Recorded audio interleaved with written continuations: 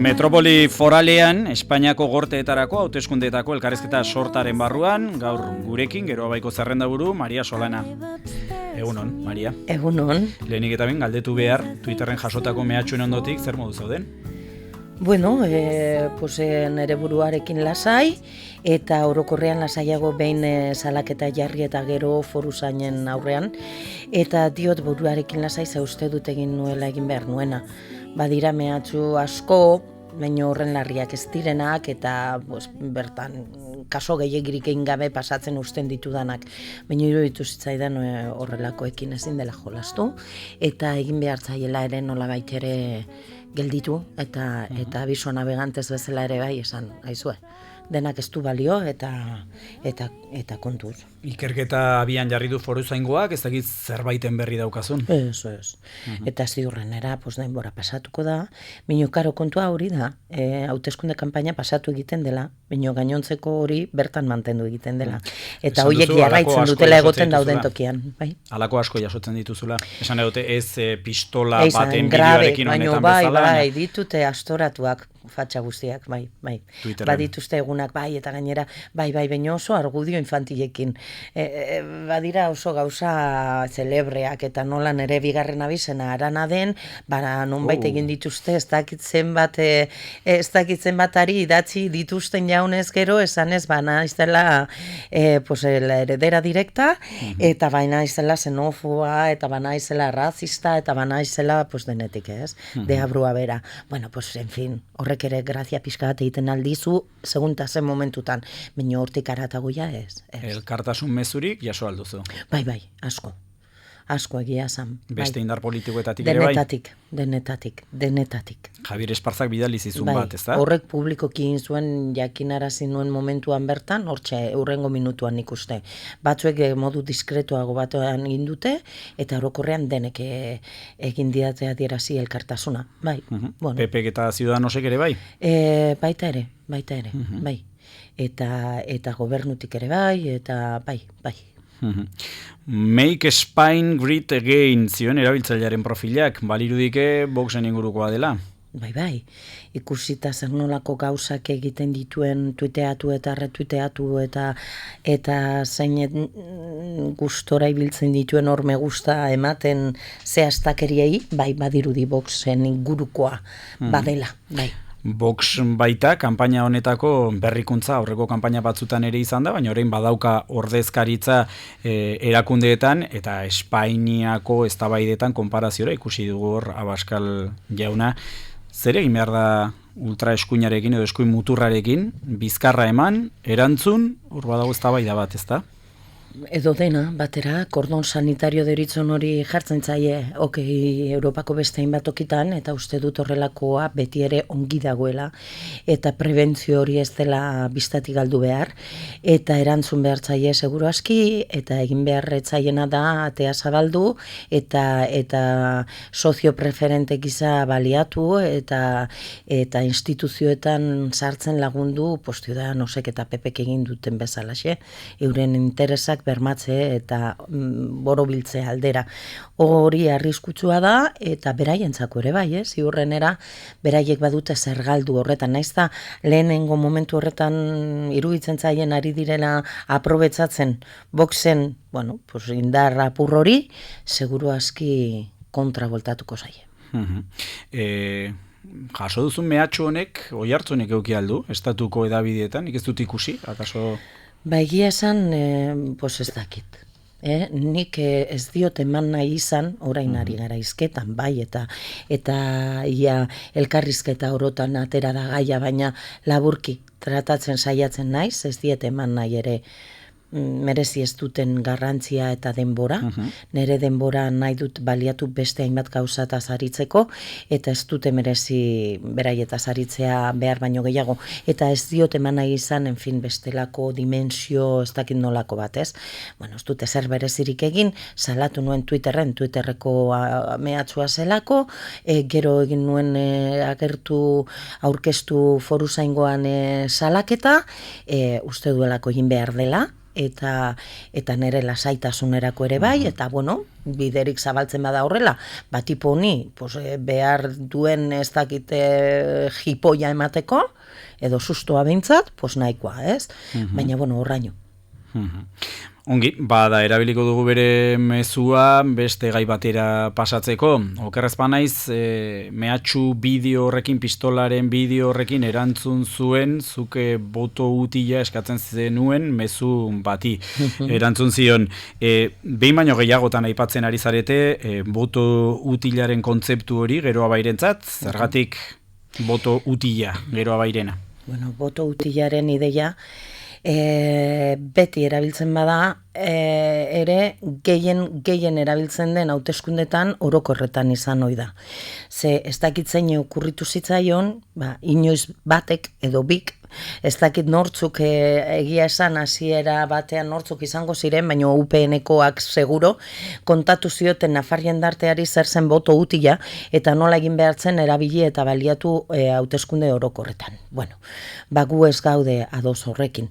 Ze ikusi izan dugu nola Soeri edo Podemosi edo Navarra Sumari, baina PP eta Ciudadanosekin batera daudenez, bueno, ute horri botoa eman ezkero, utila, izan daiteke, baino ez desde luego Nafarron eta Nafarroaren interesak defendatzeko.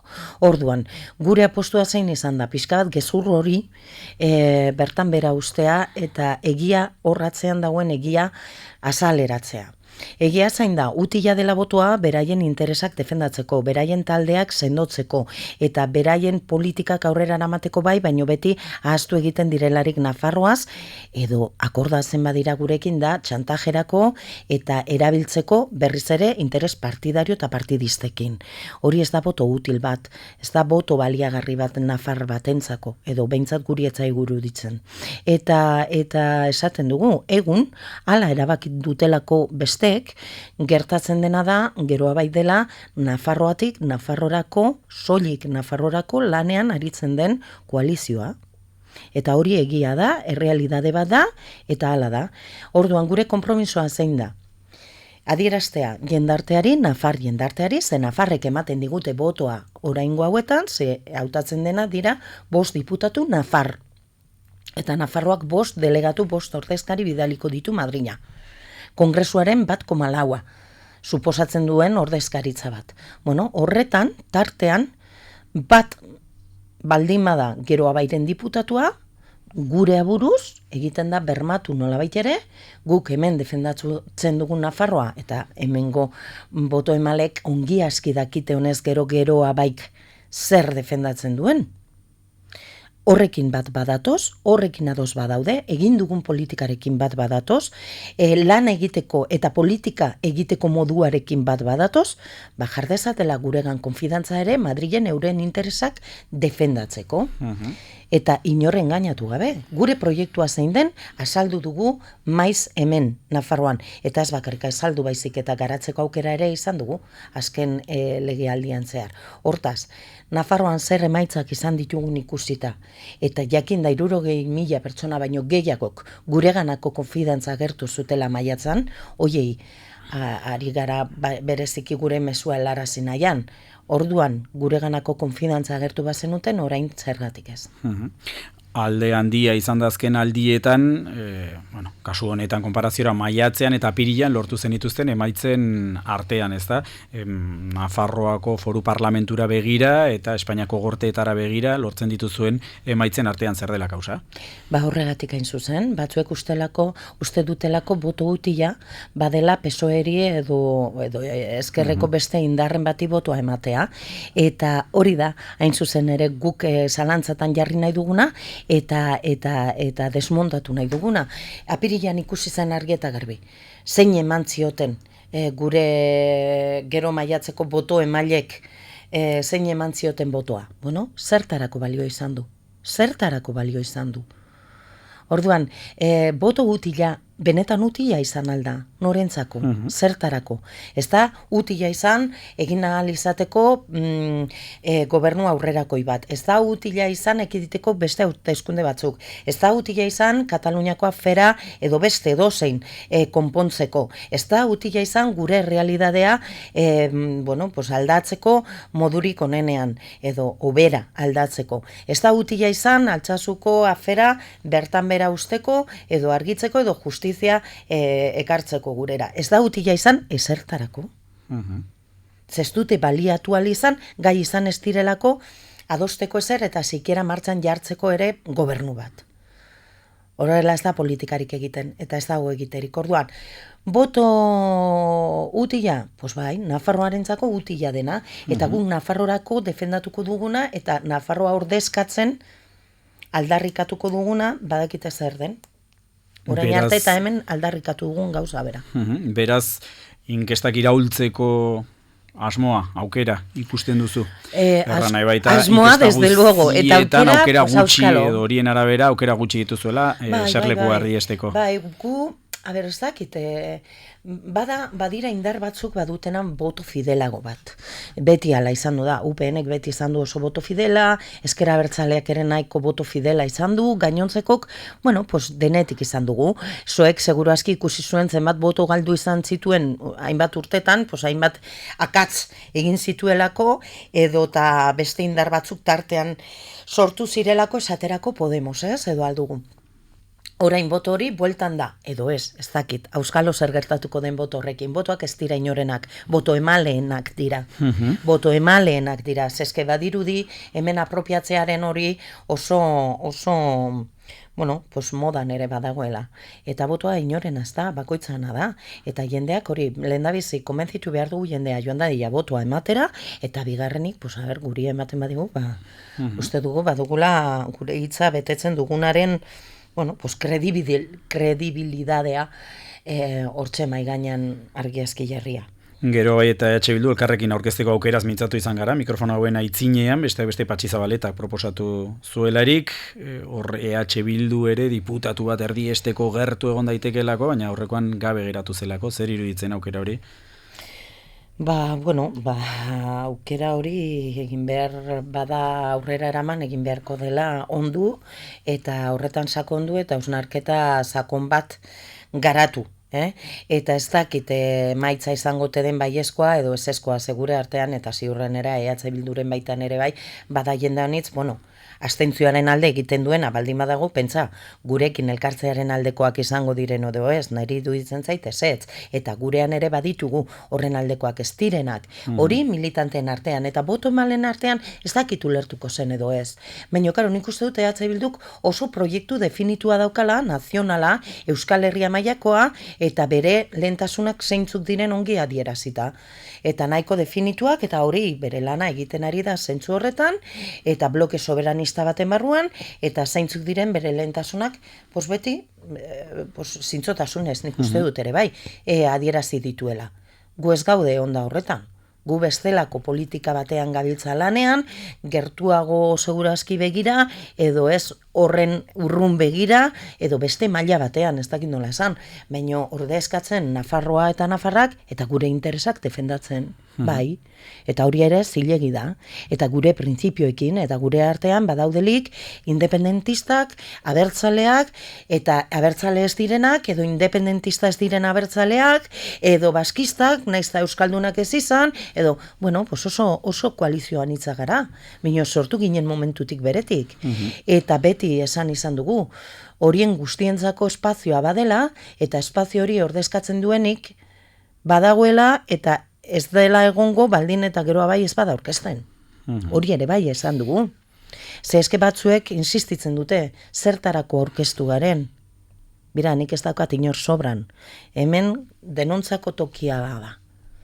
Baina bakoitzari dagokiona, eta neri dagokit, askatasunez, dakadan eskubidea baliatzea. Eta nire eskubidea da aurkeztea, nire mesua zabaltzea, eta nire mesuarekiko konfidantza bilatzea jendean gan. Eta nirekin etorri nahi badute, Madrilera dena gustora. Esan duzu beste leku batean zaudetela, EH Bildurekiko, besteak beste, foru gobernuan zaudete, PSN-erekin, Aldugurekin, Izquierda Ezkerrarekin batera. Atzo mikrofono hauen aurrean, Ainhoa Aznarezek Maria Txibiterentzako mezua zabaldu zuen. Esan diezaiola Sánchezi, halako bat sortzeko Madrilen. Halakorik ikusiko aldugu? Elitzateke hain zaila. Baldin eta geroa baik izango baluan jarleku bat, guk esan dugu ere bai, zintxotasunez, baliatuko dugula gobernu progresista baten alde egiteko. Eta Sánchez bada, boto gehien atera dituena, eta berak egiten badu lideratu horrelako proposamen bat, urtze izanen gaituela ere bai, lantzen. Akordio programatiko bat aurretik, eta gure ekarpenak egiten horri, eta horrela bai izango gure aldeko botoa. Progresoko edo gobernu aurrerakoi bat sortzeko proiektua baldin badakar. Baina, egunotan ari dira zabaltzen bestelako, ez dakit globo sondak diren edo zer den, gran koalizion horren inguruan hasi gara hitz egiten behar baino gehiago, nik uste du badela estrategia bat ez dakit zehazkin horrena, botoak eskuratzeko, gelditze aldera, gran koalizion hori, ez dut ikusten oso posible, baina tira. Eta Ciudadanosen aldera Espainia egitea. Espainia gara edozein gauza gerta daiteke. Koalizio handia, litzateke PP barne dagoela, edo bintzat PPren abstentzioarekin. Posible ikuste duzu, PSOEk eta Ciudadanosek osaturiko gobernu bat? Hori etzaitan arrarua iruditzen, bai, ikusten dut, eta hori alabada, orduan ikusi beharko genuke zein den gure jarrera eta zein gure botuaren zentzua. Eta ondorioak Nafarroan? Ondoriorik ukiko luke alako batek Nafarroko gobernuan? Seguro baietz, egia da badela politika fikzio pitin bat egitea. Baina litekena da hori bai, izatea. Baina ez, hainbeste Ciudadanosek beteko duelako UPN-erekin duen akordio ero hori. Gobernua, deusesteko Nafarroako gobernua egin alizateko Madrilen beste bat. Ez dut uste horregatik utziko denik edo resentituko denik hemengo gobernua, baizik eta, PSOEk baldin badu sozio preferente gisa Ciudadanos. Horretaz ari nintzen. Nintzen Navarra sumaren, Espartzak esan duela, baldin eta erabakigarria badira, baldintza ezinbestekotzat ezarriko dutela hemengo gobernua desegitea. Nintzen horren beste horretaz ari, bezik eta beste aukera horretaz. Insistitzen du Ciudadanosek hori dakala sinatu aberaiekin ez dakit. Hori betetzen ahaleginduko den baldin eta aukera badu Sánchezekin gobernua osatzeko, ez dakit akordatuko den modu berezian Esparzarekin, ez? Ikusiko dugu. Nola nahi ere, Nafarroan, PSOE, alderdi sozialista daukazue kide, legealdia hasizenetik bazterra hauetan, nola baloratze dituzu? Hilabete hauek, nola dakusazu, zuen bazkidea? Hortxe, ikasten. Ez da erraza izaten ari, eta hori denok argi dakago, ari gara ikusten, eta orain hauteskunde kanpaina bat edukitzea ez da izan ere lagungarria. Ze kanpainan badakigu hauk egiten direla, nerviostu, eta azten dira beharrez dena egiten eta beharrez den moduan egiten. Eta azten dira euren anunzio elektoralistak mahai gainean jartzen, eta horrek disgusto bat baino gehiago eman digu, eta salatu izan dugu. Nik uste dut... Deflaktazioa, konparaziora. Adibidez. Eta baduela harremana zuzena unekin, gauden momentuarekin, eta hori. Eta orain nahi dute dena batera ordaindu, eta dena batera onartu, eta dena batera aurrera eraman. Eta uste dugu planifikazioa falta dela.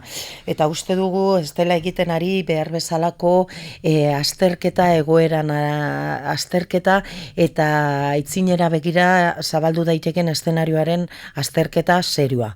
Eta salatu dugu orain estrukturaren kontura. Ez gaude ados. Gobernuaren egituraren kontura. Bai, ez gaude ados. Egin den moduarekin, diru gehiegi da, diru asko da, eta gainera konsolidatzen den dirua da, ez da behin gastatzen den horietakoa faktura hori. Urtero pagatu behar dena. Eta guretzako badira bestelako lehentasunak.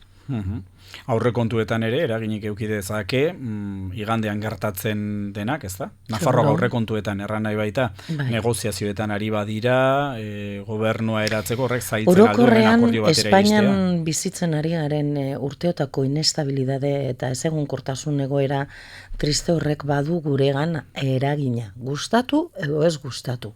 Horrek baditu bere ondorioak hemen ere bai. Eta gabezi batzuk egiten dira hortik ondorioztatu eta horrek badu eragina guregan. Eta kalte gehiago ekartzen digu onura baino. Eta komeni da behingoz horrekin amaitzea estatuan. Komenigarria da denontzako. Osea, seguruenera, ez da gure ametzetako gobernua aterako handik. Ez dira, nik aurrekoan ikusten nituen 5 kandidatu horiek, 5 hautagaiak, eta bata gutxi gustatzen bazait, ondokoa gutxiago. Berez ez dira, nere gustoko kandidatuak hautagaiak. Ez dira. Sánchez bera ere, ez da. Baino, hoiekin egin beharko da osatu gobernu bat, eta azken batez Espainiarako gobernua da. Eta guk egin behar duguna da, defendatu gure autogobernuan aurrera egin, dagokiguna eskatu, modu bilateralean aurrez aurre aurpegira begira eta maila beraren aldebietan jarri beraiekin, eta azken batez hor presidente Sánchez bada ongi, baino besteren bat bada, guk exigituko diogu gauza bera. Gero abeko zerrenda buru, Maria Solana, estimatua dago. Eskerrik asko. 1, 2, 3, 4! Metrópoli Forala, Euskal Herria irratian.